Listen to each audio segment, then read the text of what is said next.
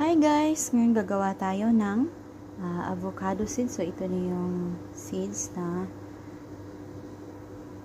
in-slice ko.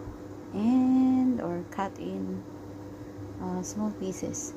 Tapos empty jar. So naglagyan ko na siya ng lime. Then alcohol. So ayan. So ilagay na natin guys.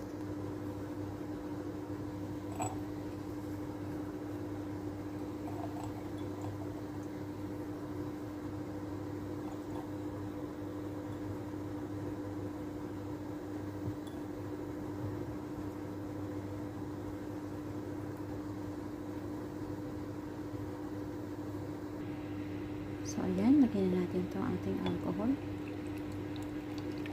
So, dadamihan ko to. So, ito pala guys ay mabisa sa joints or sa arthritis.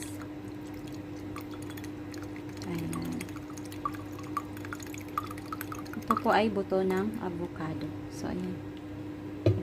So, store natin ng mga 2 weeks muna bago natin gamitin.